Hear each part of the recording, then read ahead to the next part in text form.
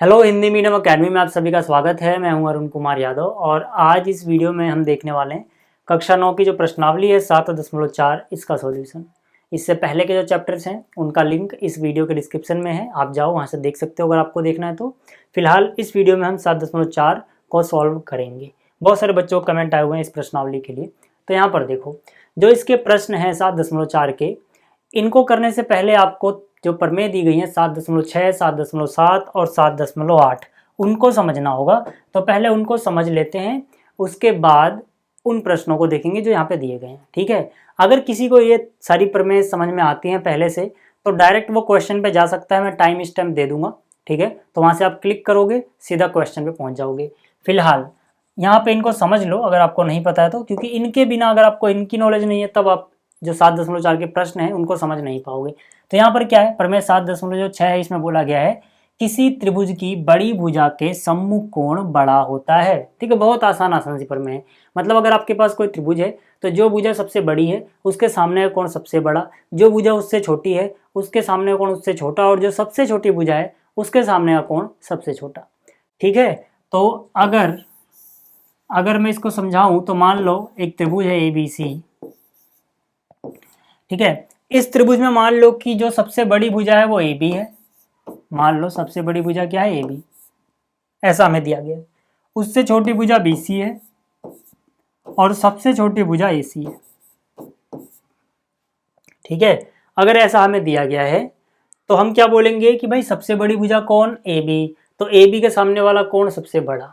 सामने वाला कोण कैसे देखोगे, A और B यहाँ पे नाम में आ रहा है, क्या रह गया, C रह गया, तो मतलब इसके सामने वाली भुजा C होगी। आप यहाँ से भी देख सकते हो AB, ये रहा, ये रेखाखंड A और B को टच कर रहा है, किसको टच नहीं कर रहा, C को, तो मतलब इसके सामने वाली जो भुजा मतलब कोण होगा वो क्या होगा, कोण C। ठीक है, तो यानी कि AB के सम्मुख कोण कौन है, कोण C। अब क्योंकि AB सबसे बड़ी थी तो कोण C सबसे बड़ा होगा। फिर उससे छोटे कौन सी भुजा है, BC, तो BC के सम्मुख कोण कौन होगा, देखो कोण A, तो मतलब जो कोण A होगा वो इस कोण C से तो छोटा होगा, लेकिन ये इस वाले कोण से बड़ा होगा जो इसके सामने है, क्योंकि ये भुजा सबसे छोटी है तो इसके सम्मुख कोण भी सबसे छोटा होगा। तो AC कहाँ है, ये रहा, इसके सम्मुख कोण कौन सा है, कोण B। ठीक है, तो यानी कोण B सबसे छोटा है। समझ में आ गया। देखो सबसे बड़ी भुजा AB तो उसके सम्मुख कोण सबसे बड़ा, उससे छोटी BC तो उससे छोटा कोण A, सबसे छोटी भुजा AC तो सबसे छोटा कोण B। क्यों, क्योंकि इसके सामने ये है, इसके सामने ये है, इसके सामने ये है, आप फिगर से देख सकते हो। समझ में आ गई बात। तो ये थी यहाँ पर प्रमेय 7.6। जो 7.7 है वो इसी का उल्टा है। ठीक है, क्या बोला गया है, किसी त्रिभुज के बड़े कोण की सम्मुख भुजा बड़ी होती है। मतलब यहाँ पर क्या था, यहाँ पर अगर भुजा बड़ी तो कोण बड़ा, यहाँ पर क्या है कि अगर कोण बड़ा तो भुजा बड़ी। ठीक है ना, इसको अगर मैं समझाऊं तो मान लो फिर से, ठीक है, ABC है। ठीक है, अब मान लो इस बार हमें सबसे बड़ा कोण दिया गया है कोण C। मान लो सबसे बड़ा कोण कौन सा दिया गया है, कोण C, ऐसा अगर दिया है तो। ठीक है, उससे छोटा कोण कौन सा दिया गया है, मान लो कोण A, और सबसे छोटा कोण कौन सा दिया गया है, कोण B। अगर ऐसा है, इस बार कोण बताया गया, तो हम भुजा के बारे में क्या बोलेंगे कि जो कोण सबसे बड़ा है, जो कोण सबसे बड़ा है उसके सम्मुख भुजा सबसे बड़ी होगी। सबसे बड़ा कोण कौन, कोण C, तो कोण C के सम्मुख भुजा कौन है, AB। ठीक है, तो मतलब जो AB होगी वो सबसे बड़ी भुजा हो जाएगी यहाँ पर। फिर कोण A इससे छोटा है, कोण A कहाँ है, ये रहा, तो कोण A के सम्मुख भुजा कौन, BC। फिर कौन है, कोण B। ठीक है, तो कोण B सबसे छोटा है, तो कोण B के सम्मुख भुजा जो होगी वो सबसे छोटी होगी। कोण B के सम्मुख भुजा कौन है, कोण B के सम्मुख भुजा देखो AC। ठीक है, तो वही मैं कह रहा था कि भाई अगर कोण बड़ा है तो उसके सम्मुख भुजा बड़ी होगी और कोण छोटा है तो उसके सम्मुख भुजा छोटी होगी। सिंपल सा नियम है। ठीक है, तीसरा जो प्रमेय है वो हमें जो पढ़ना है वो क्या है, देखो तीसरी प्रमेय मतलब यहाँ पर जो प्रमेय आपकी NCERT में दी गई है प्रमेय 7.8, ये क्या कहती है, देखो ये काफ़ी इंपॉर्टेंट थ्योरम है। ठीक है ना, क्या कहती है, किसी त्रिभुज की किन्हीं भी दो भुजाओं का योग तीसरी भुजा से बड़ा होता है।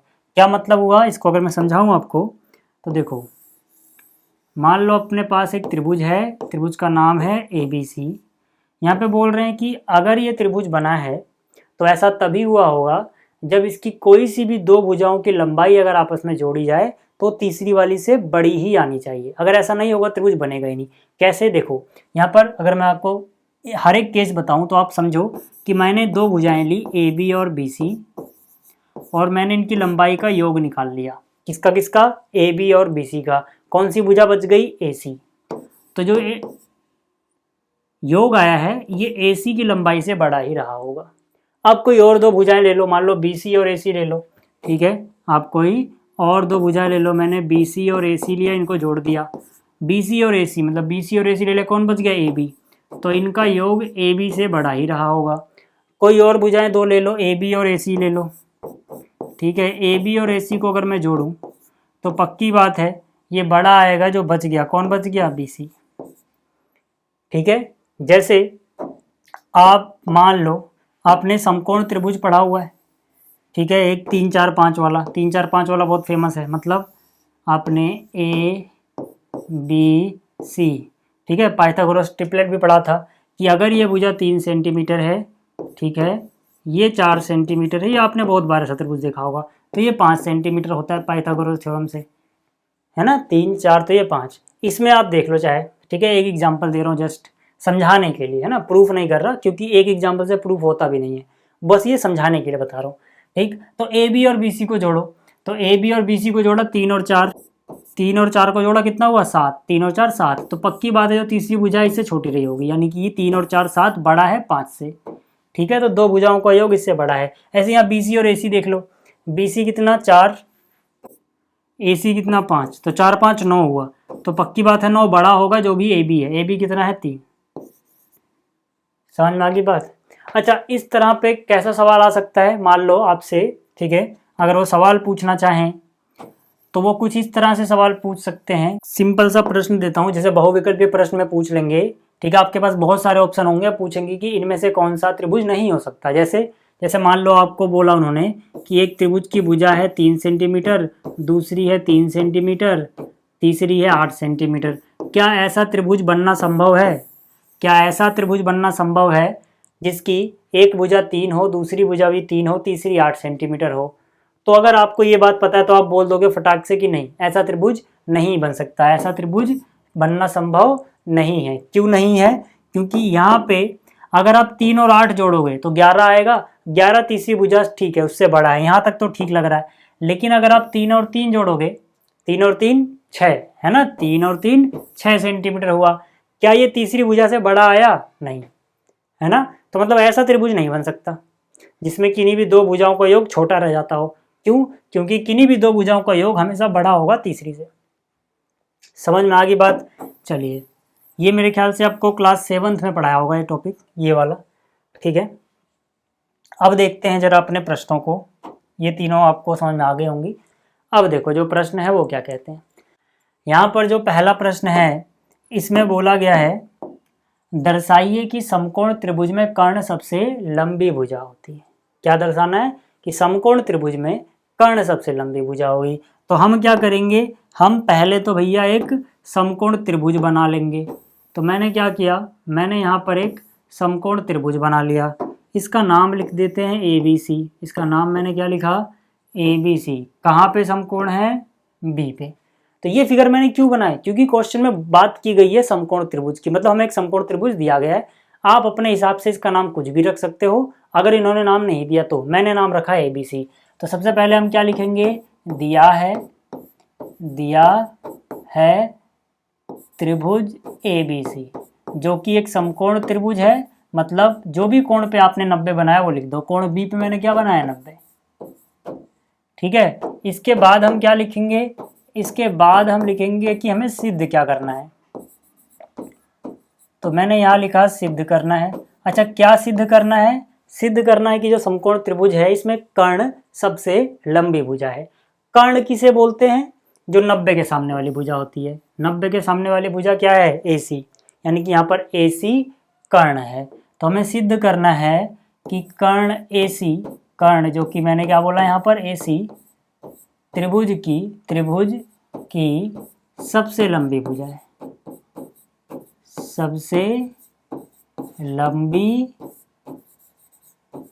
भुजा है। ठीक है भाई, चलो कैसे सिद्ध करोगे, बहुत आसान है।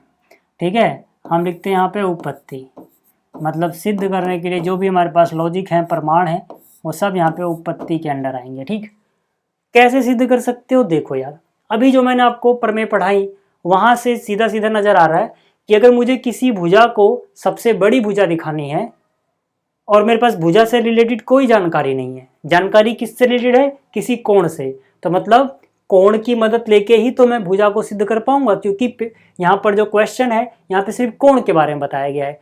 तो याद करो, अभी मैंने आपको पढ़ाया था कि सबसे बड़े कोण के सम्मुख भुजा सबसे बड़ी होती है। तो मतलब अगर मुझे AC को सबसे बड़ा दिखाना है तो मैं देखूंगा AC किसके सम्मुख आ रहा है, कोण B के।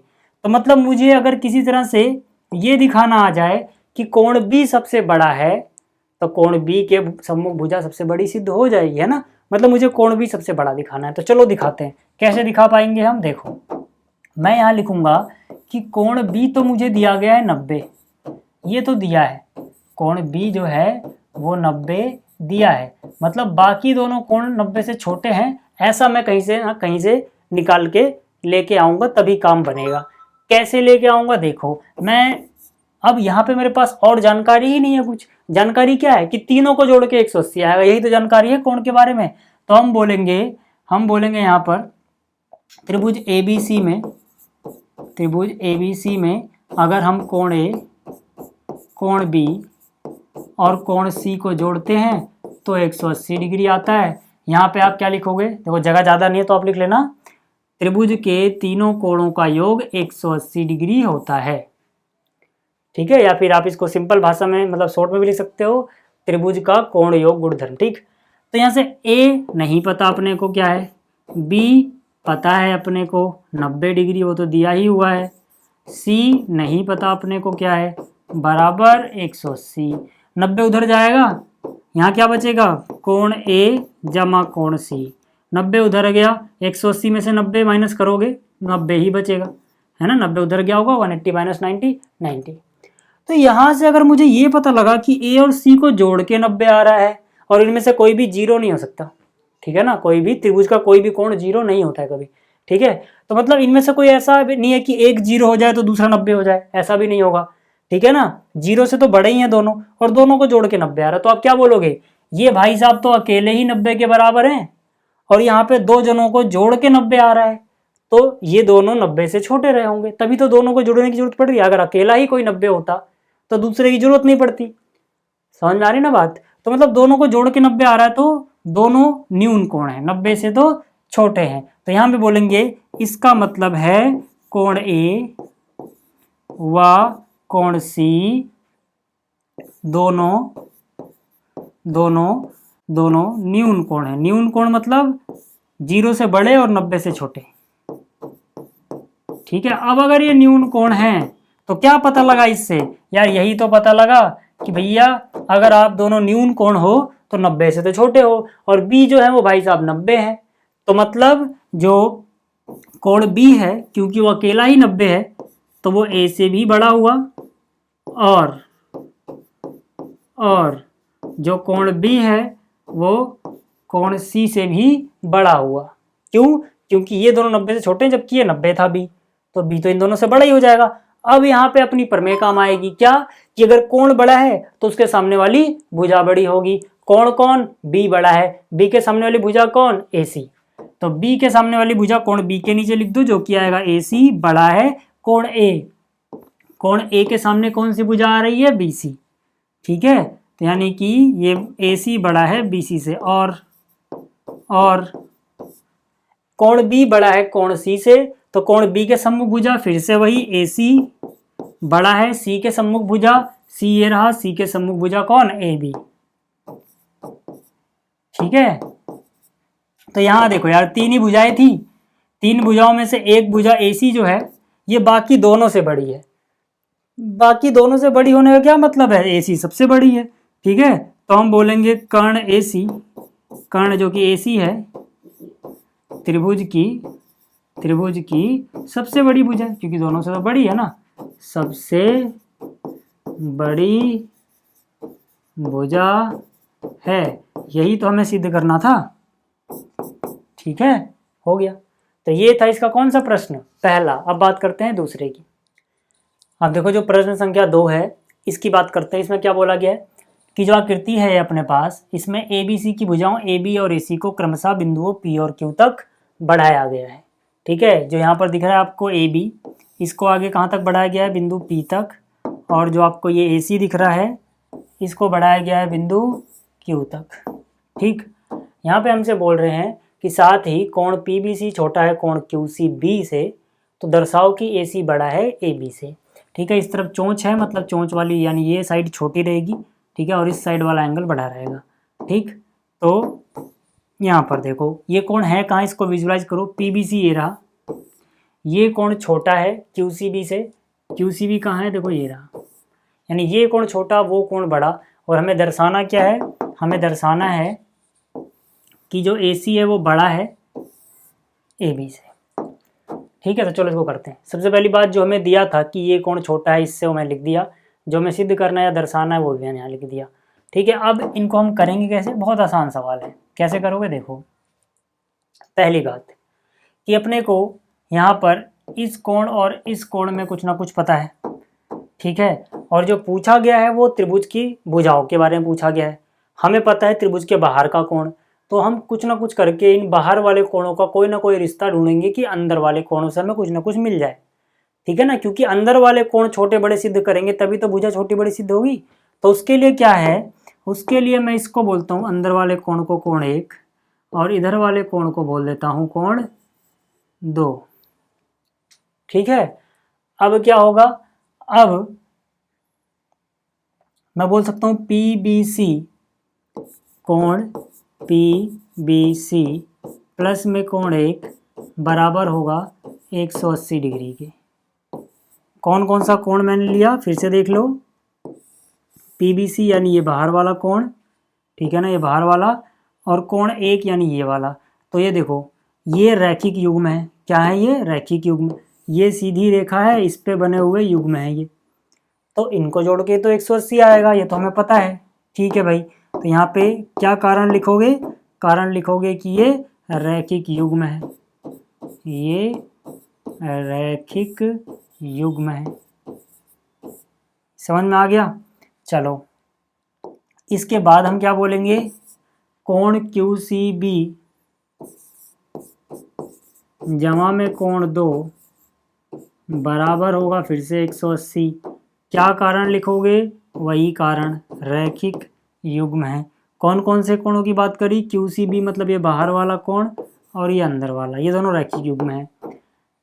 अब देखो, अब क्योंकि इसको जोड़ के भी 180 आ रहा है और इन दोनों को जोड़ के भी 180 आ रहा है, तो अगर राइट वाली साइड बराबर है तो लेफ्ट में जो लिखा है वो भी बराबर होगा।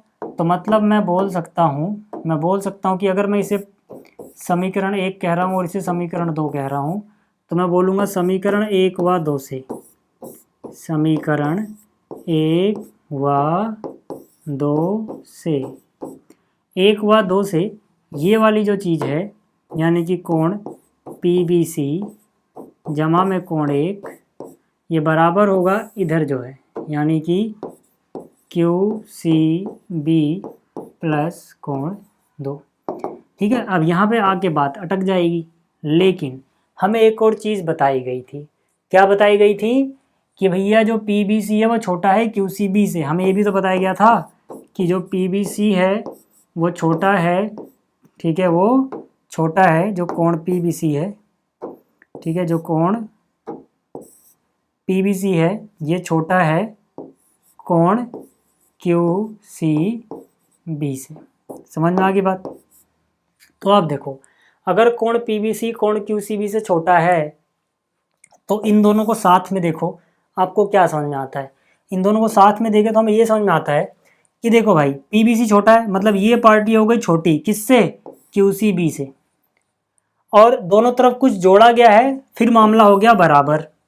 तो एक बात बताओ, अगर ये छोटा है इधर से, तो इधर में अगर मैं इसको भी छोटा बना दूंगा इधर से, तो इधर तो दोनों छोटे हो जाएंगे और इधर दोनों बड़े, तो मामला तो गड़बड़ा जाएगा, क्योंकि मुझे तो बराबर दिखाना था। और जब मैंने देखा कि ये छोटा है इससे, ये तो बड़ा ही होना चाहिए, ये बड़ा होगा उससे तभी तो बैलेंस होगा, है ना। तो मैं यहाँ से बोल सकता हूँ कि अगर मैं इसे 3 बोलूँ और इसे 4, ये समीकरण 3 है और ये समीकरण नहीं है, ये असमता है, याद रखना, ठीक है। तो यहाँ समीकरण मत लिखना, तो यहाँ पे बोलोगे 3 व 4 से। जिसको समझ में नहीं आया एक बार और अभी मैं समझाऊंगा दूसरे तरीके से, समझ में आ जाएगा, ठीक है। 3 और 4 से मैं क्या बोल सकता हूँ कि जो कोण 1 होगा वो बड़ा होगा, ठीक है, जो कोण 1 होगा वो बड़ा होगा कोण 2 से। अब जिनको ये लाइन समझ में नहीं आई उनके लिए एक एग्जाम्पल और देता हूँ मैं, हालांकि समझ में आ गया होगा इन दोनों को देख के, बट फिर भी जिसको नहीं समझ में आया, मान लो अपने पास यहाँ है 8 और यहाँ पे है प्लस में 4, और ये मुझे बराबर दिखाना है यहाँ पर कोई 2 चीज़ें लिख के जोड़ के, ठीक है। तो मैंने क्या किया, मैंने इधर लिख दिया 9, मैंने इधर लिख दिया 9 और इधर लिख दिया 3, मान लो। अब मैं ये एग्जाम्पल क्यों दे रहा हूँ, ध्यान से देखना। जो 8 है क्या ये 9 से छोटा है? बिल्कुल, जैसे इधर वाला PBC इधर वाले QCB से छोटा था, तो जो 8 के साथ 4 है क्या वो 3 से बड़ा नहीं है ना बड़ा। तो वैसे जो इसके साथ वाला उससे बड़ा होगा। क्यों बड़ा है? क्योंकि यार इधर अगर आपने 8 9 से छोटा लिखा है तो ये वाली चीज उस वाली से बड़ी लिखोगे तभी तो बैलेंस होगा। फिर से बोल रहा हूँ, अगर दोनों छोटे एक तरफ आ जाएंगे, दोनों बड़े एक तरफ आ जाएंगे तो बैलेंस होगा ही नहीं, है ना। तो मतलब अगर इस तरफ ये चीज छोटी है तो ये चीज बड़ी होगी, है ना, दूसरी वाली से, वही चीज है। समझ में आ गया।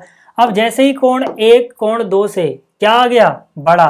तो कोण 1 के सामने वाली भुजा, यहाँ पे ले आता हूँ फिगर को मैं पहले, कोण 1 के सामने वाली भुजा कौन है? कोण 1 के सामने है AC, बड़ी होगी। कोण B मतलब कोण 2 के सामने कौन है? AB।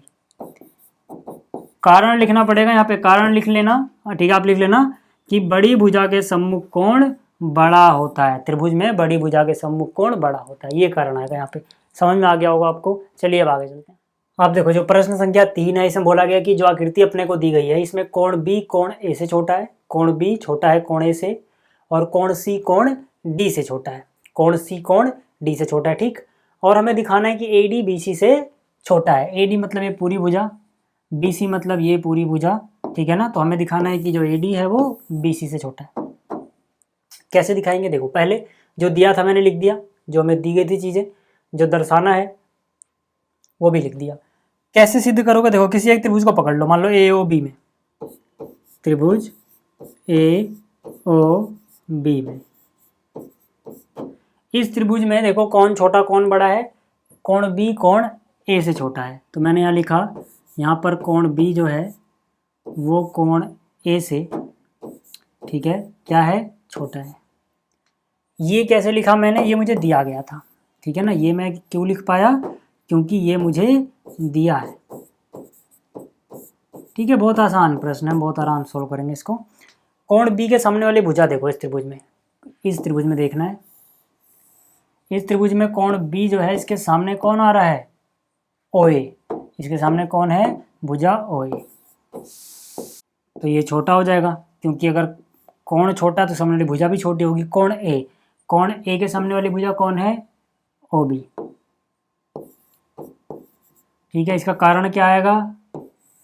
बड़ी भुजा के, बड़े कोण के सम्मुख भुजा बड़ी होती है, या फिर अभी भी कह सकते हो छोटे कोण के सम्मुख भुजा छोटी होती है, कैसे भी लिखना चाहो। त्रिभुज के बड़े कोण की सम्मुख भुजा बड़ी होती है। फिर से बोल रहा हूँ, आप यहाँ लिखना चाहो तो ऐसे भी लिख सकते हो, त्रिभुज के छोटे कोण की भुजा छोटी होती है। अब क्योंकि ये कोण बड़ा था तो इसके सामने वाली भुजा OB बड़ी होगी, मतलब जो OA होगी वो छोटी होगी OB से, ठीक है। अब इसी तरह से हम देखेंगे त्रिभुज OCD में। OCD में क्या दिया गया है कि कोण C छोटा है कोण D से, कोण C छोटा है कोण D से। इससे क्या होगा? देखो कोण C के सामने वाली भुजा छोटी हो जाएगी। कोण C के सामने कौन सी भुजा? देखो C ये रहा, C के सामने वाली भुजा कौन है? OD। तो यहाँ से मैं कह सकता हूँ OD जो होगी वो छोटी हो जाएगी।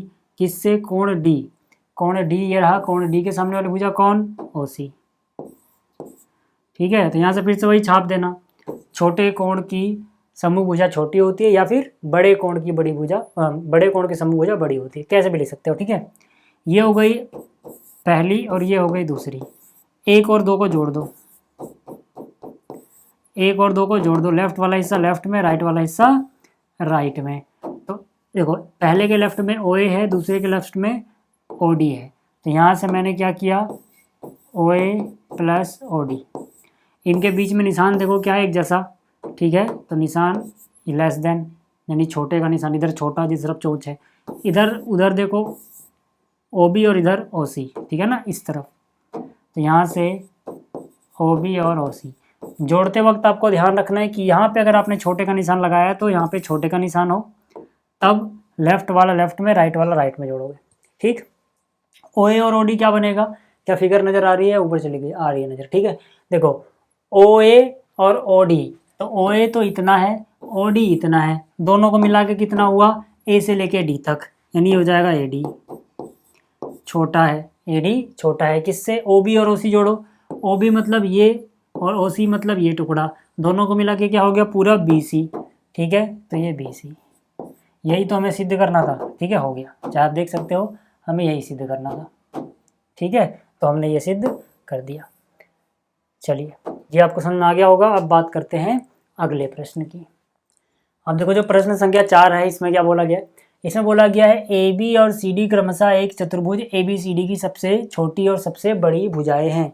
एक चतुर्भुज नज़र आ रहा होगा आपको ए बी सी डी, इसमें जो ए बी है वो सबसे छोटी भुजा है इस चतुर्भुज की, और जो ये वाली भुजा है सी डी, ये सबसे बड़ी भुजा है, ठीक है। इसके बाद बोला गया है कि दर्शाइए कि कोण ए बड़ा है कोण सी से, कोण बी बड़ा है कोण डी से, मतलब कोण ए कोण सी से बड़ा दिखा दो और कोण बी कोण डी से बड़ा दिखा दो। तो ठीक है भाई, दिखा देते हैं, आसान सवाल है ये भी। क्या बोला गया है, जो भी हम यहाँ पे लिख देंगे। पहले हमें क्या दिया गया है कि चतुर्भुज ए बी सी डी में ए बी सबसे छोटी और सी डी सबसे बड़ी भुजा है, ठीक है, देख के पता लग गया। क्यों, क्योंकि पहले ए बी लिखा है, पहले छोटी लिखा है, मतलब ए बी सबसे छोटी है, दूसरे नंबर पे सी डी लिखा है, दूसरे नंबर पे बड़ी लिखा है, तो मतलब सी डी सबसे बड़ी है, यही मतलब है क्रमशः का, ठीक। अब जो सिद्ध करना था मैंने यहाँ लिख दिया। अब उत्पत्ति देखो, सबसे पहले हम एक रचना करेंगे। इसमें रचना क्या करेंगे, चलो जैसे मैं पहला केस बात करूँ, अगर मुझे ए और सी में रिलेशन दिखाना है तो मुझे ए और सी को मिलाना होगा। क्यों मिलाना होगा, क्योंकि यार मैंने अभी जो पढ़ा प्रमेय में कि बड़ी भुजा के सम्मुख कोण बड़ा होगा वगैरह वगैरह, वो किसके लिए पढ़ा, त्रिभुज के लिए। यहाँ पे त्रिभुज नज़र ही नहीं आ रहा, तो त्रिभुज तो बनाऊंगा ना मैं। तो अगर मैं पहले केस की बात करूँ तो मैं ए और सी को जैसे ही जोड़ता हूँ, मैं ए और सी को जैसे ही जोड़ता हूँ मुझे दो त्रिभुज नज़र आने लगते हैं। पहला त्रिभुज ए बी सी नज़र आता है, दूसरा त्रिभुज ए सी डी नज़र आता है, तो बन गए ना त्रिभुज, अब हमारा काम हो जाएगा, ठीक है। तो अब हम क्या करेंगे, आगे बढ़ने से पहले इसको बोल देंगे ये कोण 1 है, इसको बोल देंगे कोण 2 है, इसको बोल देंगे कोण 3 है, इसको बोल देंगे कोण 4 है, ठीक है। तो हमने क्या किया है, याद रखना, हमने एक रचना करी है, ए को सी से मिलाया, ए को, ठीक है, इसको पतले पेन से लिख देते हैं, ए को सी से मिलाया है हमने पहले, है ना। चलो अब क्या करोगे, आप एक एक त्रिभुज उठा लो। मान लो आपने पहले ए बी सी उठा लिया, तो हम यहाँ लिखेंगे त्रिभुज ए बी सी में, त्रिभुज ए बी सी में कौन सी भुजा बड़ी कौन सी भुजा छोटी, बस आपको ये देखना है, ठीक है। बीच वाली भूल जाओ, ठीक है, सिर्फ ये नीली वाली देखो, ठीक है, क्योंकि ये दोनों उन्हीं के सम्मुख आएंगे, देख लो चाहे। अगर मैं यहाँ पे देखूँ तो पक्की बात है, ए बी सबसे छोटा है तो बी सी से भी छोटा ही होगा, यानी कि बी सी बड़ा होगा किससे, ए बी से। क्यों बड़ा होगा भाई, क्योंकि मुझे पता है ए बी जो है वो इस चतुर्भुज की सबसे छोटी भुजा है, तो जब सबसे छोटी है तो बी सी से कौन सा बड़ी जाएगी, उससे भी छोटी रहनी है भाई, ठीक है। तो जो बी सी है उससे भी छोटी होगी कौन, ए बी। क्यों हुआ ऐसा, कैसे पता लगा, हम यहाँ लिखेंगे ऐसा हमने इसलिए लिखा क्योंकि जो ए बी है वो चतुर्भुज ए बी सी डी की सबसे छोटी भुजा है, सबसे छोटी भुजा है। तो जिस तरफ ए बी है उस तरफ छोटे का निशान मतलब चोंच आएगी, ठीक। इतना हो गया। इतना करने से क्या फ़ायदा हुआ, इतना करने से ये फ़ायदा हुआ कि जो भुजा छोटी है उसके सम्मुख कोण छोटा होगा, जो भुजा बड़ी है उसके सम्मुख कोण बड़ा होगा। तो इस त्रिभुज ABC में BC के सामने देख लो आप, BC ये रहा, इसके सामने कौन सा कोण नजर आया? कोण 1। ठीक है, तो यानी BC के नीचे कौन लिखोगे आप? BC के नीचे लिखोगे कोण 1। और AB दिख रहा है कहीं आपको? AB ये रहा, इसके सम्मुख कोण कौन है? कोण 3। ठीक है, इसके सम्मुख कोण कौन है? कोण 3।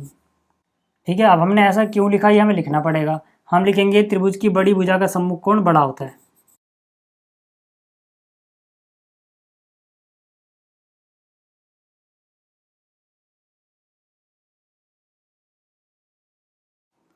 ठीक है, तो ये जो बड़ी भुजा थी उसके सम्मुख कोण बड़ा हो गया, छोटी भुजा थी उसके सम्मुख कोण छोटा हो गया।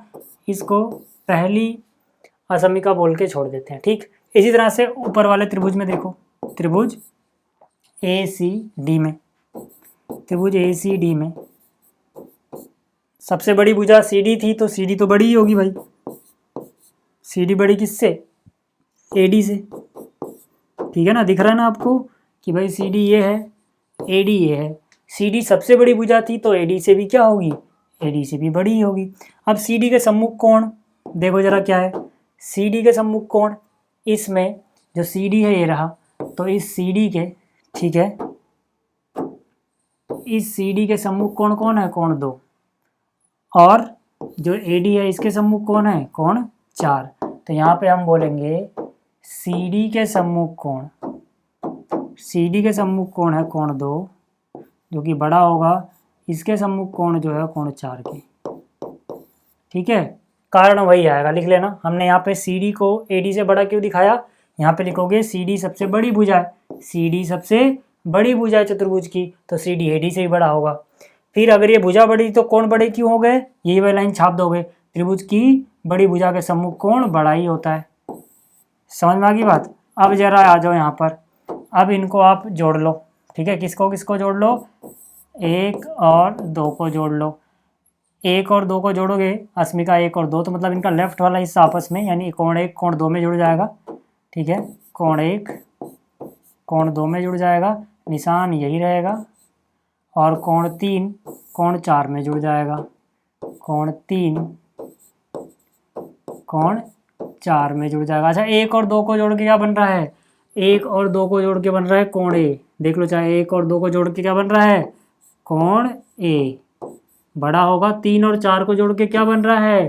कोण C।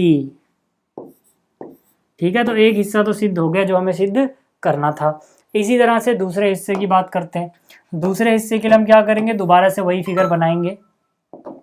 ठीक है, इस बार, उस बार हमने इनको जोड़ा था, इस बार हम इन दोनों को जोड़ देंगे। ठीक है, और क्या करेंगे? ये हो गया अपना कोण 5, ये हो गया 6, ये हो गया 7, ये हो गया 8। इस बार एक बार इधर वाला त्रिभुज लेंगे, एक बार इधर वाला त्रिभुज लेंगे, काम बन जाएगा। जैसे मैंने लिखा त्रिभुज BCD में, BCD में ध्यान से देखना, जो ये BCD है इसमें मुझे पता है CD ही बड़ा होगा BC से। CD क्या होगा? बड़ा होगा किससे? BC से। क्यों? क्योंकि CD जो है ना, CD चतुर्भुज ABCD की सबसे बड़ी भुजा है।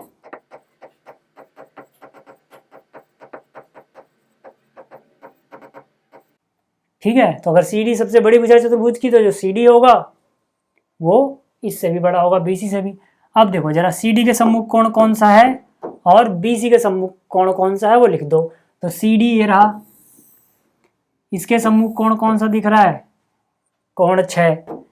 ठीक है, और BC के सम्मुख कोण कौन है? कोण 8। तो यहाँ पे आ जाएगा कोण 6 और यहाँ आ जाएगा कोण 8। क्या लिखोगे? बड़े कोण की। वैसे तो हम लिख चुके हैं, बार बार लिखने की जरूरत नहीं है, टीचर समझ जाएगा कि एक बार आपने कारण लिखा ना पिछले पार्ट में, तो ना भी लिखो तो भी चलेगा। ठीक है ना, फिर भी आप लिखना चाहो तो लिख सकते हो। इसको क्या बोल देंगे? इसको बोल देंगे अस्मिका 3 हो गई ये।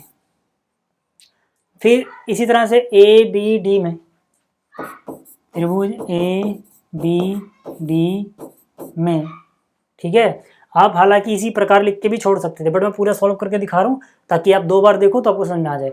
एक पहला पार्ट फिर एक दूसरा पार्ट, एक जैसे ही है। तो आप इसी प्रकार लिख के भी डायरेक्ट आंसर लिख सकते थे। तो ए बी डी में पक्का है कि भैया ए बी तो छोटा है, किससे छोटा है, ए डी से, यानी ए डी बड़ा होगा। यहाँ पे देख लो, जो ये ए बी है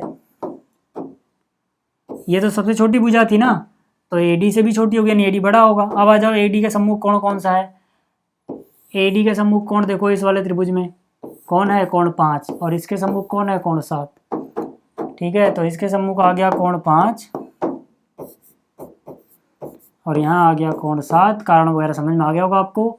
तो ये और ये जोड़ दिया, ठीक है ना, क्योंकि इसको मैं इसमें का 4 बोलूँगा, 3 और 4 को जोड़ देते हैं। तो यहाँ पे 6 और 5 निशान वही रहेगा, और यहाँ पे 8 और 7, 6 और 5 जोड़ोगे क्या आएगा, 5 और 6 जोड़ के आ रहा है कोण बी, 8 और 7 जोड़ के क्या आ रहा है, कोण डी। यही सिद्ध करना था, हो गया। ठीक है, चलिए अब अगला प्रश्न देखते हैं। अब देखो जो 5वां प्रश्न है इसमें क्या बोला गया पहले समझ लेते हैं, फिर इसके सॉल्यूशन की बात करेंगे। इसमें बोला गया है कि जो आकृति है इसमें पी आर पी क्यू से बड़ा है, मतलब जो ये पी आर है ये इस पी क्यू से बड़ा है, और पी एस कोण क्यू पी आर को समद्विभाजित करता है। जो पी एस है ये कोण क्यू पी आर यानी इस कोण को समद्विभाजित कर दिया, मतलब इसने जो इसके 2 टुकड़े किए हैं, ये वाला टुकड़ा और ये वाला टुकड़ा, ये दोनों बराबर हैं। ठीक है, तो कहने का मतलब है कि अगर मैं इसे कोण 1 बोलूँ, इसे कोण 2 बोलूँ, तो 1 और 2 आपस में बराबर है। ठीक, अब हमें सिद्ध क्या करना है, सिद्ध करना है कि पी एस आर बड़ा है पी एस क्यू से। पी एस आर यानी ये वाला कोण बड़ा है पी एस क्यू यानी इधर वाले से। ठीक है, कैसे करेंगे, देखो कैसे करेंगे इसको। आपको क्या करना है, सबसे पहले आपको बड़े वाले त्रिभुज में देखना है। ठीक है, यानी कि आप देखो त्रिभुज पी क्यू आर में। ठीक है, पी क्यू आर आपको सिर्फ जो मैंने ये पीला वाला बनाया बड़ा वाला, इसको देखो, बीच वाली चीज भूल जाओ। यही क्यों देखना है शुरुआत में, क्योंकि शुरुआत में जो इन्फॉर्मेशन दी गई है पी आर और पी क्यू में वो हम यहीं पे यूज़ करेंगे। देखो इसमें क्या दिया गया है, इसमें दिया गया है कि भैया जो पी आर है अपना, ठीक है, वो बड़ा है पी क्यू से। यहाँ तक ठीक है। अब पी आर अगर बड़ा है, मतलब भुजा अगर बड़ी है, तो उसके सम्मुख कोण भी बड़ा होगा। तो पी आर यहाँ पर देखो ये रहा, इसके सम्मुख कोण कौन है बड़े बड़े त्रिभुज में, कोण क्यू, और पी क्यू ये रहा। ठीक है, इसके सम्मुख कोण कौन है, कोण आर। ठीक है, तो यहाँ से मैंने क्या किया, यहाँ से मैंने लिखा कि पी आर के सम्मुख है कोण क्यू जो कि बड़ा होगा, पी क्यू के सम्मुख कौन है, कोण आर। कारण क्या लिखोगे, फिर से बता दे रहा हूँ, बहुत बार लिख चुका हूँ मैं पिछले प्रश्न में, तो यहाँ नहीं लिख रहा, यहाँ पे आप लिख लेना त्रिभुज की बड़ी भुजा के सम्मुख कोण बड़ा होता है। ठीक है ना, तो ये बड़ी भुजा थी, इसके सम्मुख कोण बड़ा हो गया इसीलिए। ठीक, ये जो है इसको बोल देते हैं अस्मिका 1। ठीक, इसके बाद एक और बात हम कह सकते हैं कि कोण 1 और कोण 2 बराबर हैं। ये मैं आपको समझा चुका हूँ। क्यों बराबर होंगे, क्योंकि भैया जो पी एस है ना, इसने ये जो कोण था P इसको समद्विभाजित किया है। यहाँ पे बोला गया जो पी एस है कोण क्यू पी आर, जो बीच में कोण बन रहा है उसको समद्विभाजित करता है। तो यहाँ पे ये जो लाइन है ये वाली, ठीक है, यही पूरी लाइन यहाँ पे छाप दो कि ये इसको समद्विभाजित कर रहा है, मतलब 2 बराबर टुकड़ों में, तो दोनों टुकड़े आपस में बराबर होंगे, सीधी सी बात है। अब आ जाओ, अब मेन सवाल यहाँ से शुरू होता है।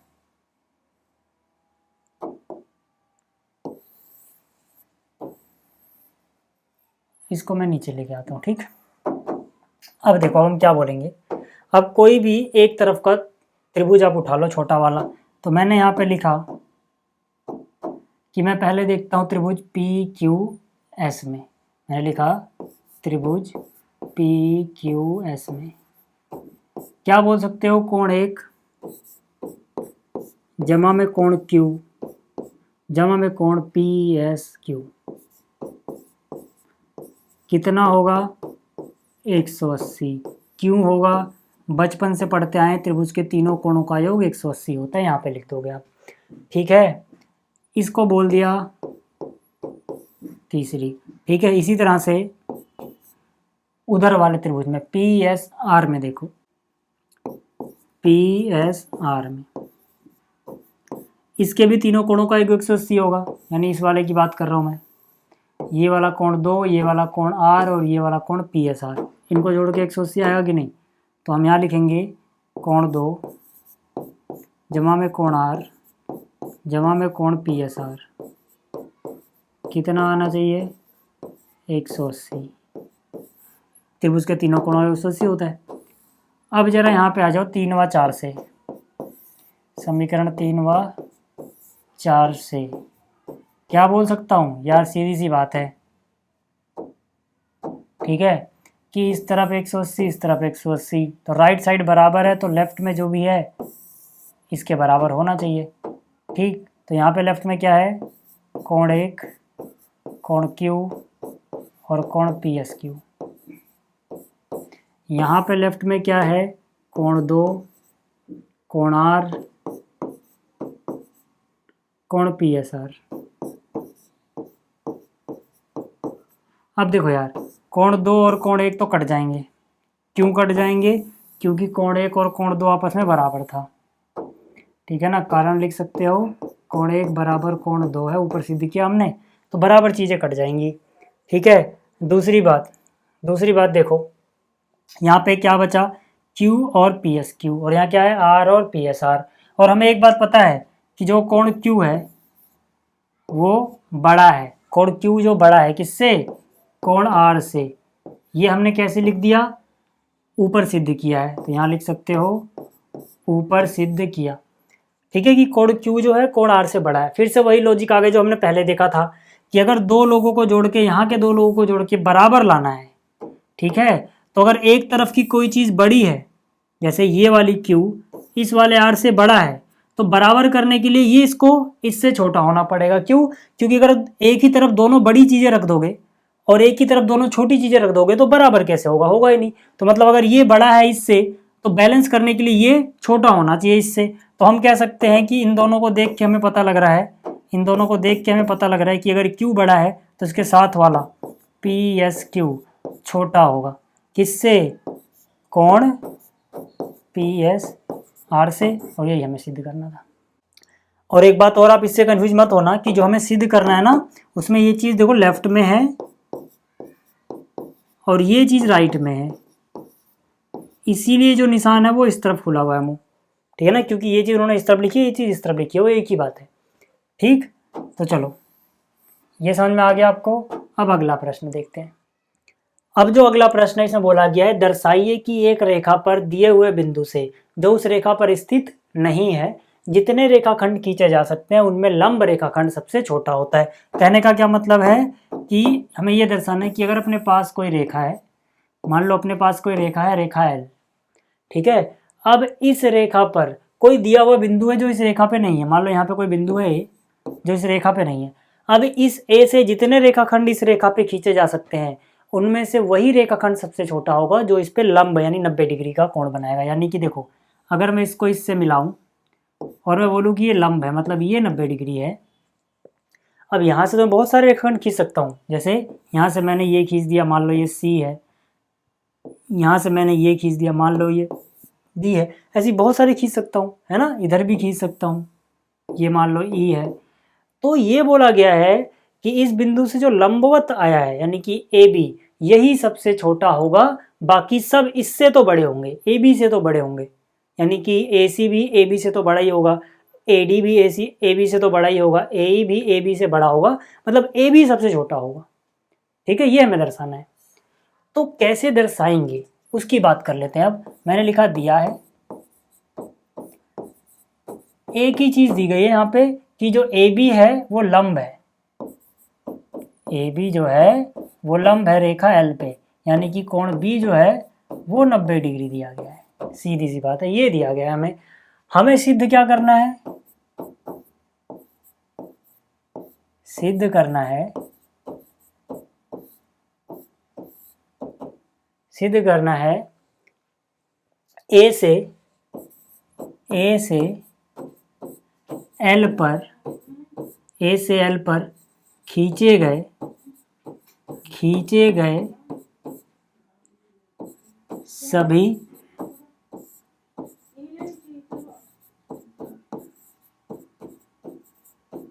सभी रेखाखंडों में ए बी सबसे छोटा है। ठीक है, कैसे सिद्ध करोगे देखो, मैंने लिखा उपपत्ति। आपको क्या करना है, कोई भी एक समकोण त्रिभुज यहां पकड़ लेना है। ठीक है, जैसे कि मैंने लिखा त्रिभुज ए बी सी में, मैंने लिखा त्रिभुज ए बी सी में, इस त्रिभुज ए बी सी में, ठीक है, मैं बोल सकता हूं कि जो कोण बी है, ठीक है, चलो मैं नाम दे देता हूं इसको, ये हो गया कोण 2, ये हो गया कोण 1। तो मैं कह सकता हूं कि कोण 1 जमा कोण 2 जमा कोण बी 180 होगा। त्रिभुज के तीनों कोणों का योग 180 होता है, लिख लोगे। ठीक है, इसके बाद देखो कोण बी तो 90 ही है, कोण बी कितना है 90, तो कोण 1 जमा कोण 2 जमा कोण बी की जगह आ गया 90 बराबर है 180, यानी कोण 1 जमा कोण 2 बराबर आ गया 90 में से ये गया माइनस में, तो 90 बचा। ठीक है ना, और हमें पता है कि इसमें कोण बी तो 90 था, तो यहाँ से हम क्या बोल सकते हैं कि 1 और 2 को जोड़ के 90 आया, जबकि बी अकेला 90 है। तो इसका मतलब क्या है, इसका मतलब है कि जो कोण बी होगा, ठीक है ना, वो बड़ा होगा इन दोनों से ही, 1 से भी 2 से भी। अभी हमारा काम किससे चल जाएगा, 2 से। बता रहा हूँ क्यों, क्योंकि हमें इस त्रिभुज में, ठीक है, तुलना किसकी करनी है, इसकी और इसकी। यही तो ए से खींचे गए रेखाखंड है, बीसी की तो तुलना नहीं करनी, तो बीसी किसके सामने है, 1 के, तो 1 का तो कोई मतलब ही नहीं है। ठीक है ना, हमारा काम 2 से चल जाएगा, क्योंकि 2 के सामने ये वाला रेखाखंड आएगा और बी के सामने ये वाला रेखाखंड आएगा। इन्हीं दोनों की तुलना करनी है कि कौन छोटा कौन बड़ा। तो बस मैं इतना ही लिख रहा हूँ, हालांकि छोटा बड़ा तो ये 1 से भी है, बट उसका कोई काम नहीं है अभी। ठीक है ना, फिर से समझ लो ये, हालांकि हमने प्रश्न 1 में समझा था कि इन दोनों को जोड़ के 90 आ रहा है और बी अकेला 90 है, तो बी बड़ा होगा दोनों से ही। अभी हमारा काम 2 से चल रहा है, तो मैंने 2 लिखा। तो बी के सम्मुख भुजा कौन सी है, बी के सम्मुख भुजा देखो, बी के सम्मुख भुजा कौन सी है, AC। ठीक है, यानी कि AC बड़ा होगा, और 2 के सम्मुख भुजा कौन है, AB, यानी कि AB छोटा होगा। ठीक है ना, हमें क्या दिखाना था कि जितने भी रेखाखंड खींचे गए उसमें से B सबसे छोटा है। ठीक है, इतना हो गया। इसके बाद आपको देखो प्रूफ नहीं करना, इसके बाद आपको समझना है बस अभी। इसके बाद क्या बोलेंगे, इसी प्रकार अगर हम कोई सा भी त्रिभुज ले लें, यहाँ पे जैसे अगर मान लो आप ये वाला ले लो त्रिभुज, ये बड़ा वाला, इसमें भी कोण बी ही सबसे बड़ा होगा, तो बी के सामने वाली भुजा बड़ी और इसके सामने वाली भुजा छोटी, यानी ए बी सबसे छोटा हो जाएगा। ठीक है, आप ये त्रिभुज ना लेके अगर आप ये वाला त्रिभुज लोगे, तो इसमें भी ये वाला कोण 90 है, तो इसके सामने वाली भुजा सबसे बड़ी हो जाएगी, ये छोटा ही हो जाएगा उससे। तो मतलब हम क्या बोल सकते हैं कि अब हम प्रूफ नहीं करेंगे, हम जनरलाइज कर देंगे इसी चीज़ को कि इसी प्रकार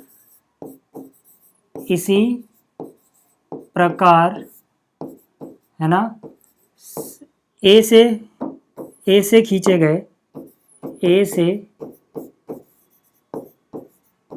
खींचे गए एल पर सभी रेखाखंडों में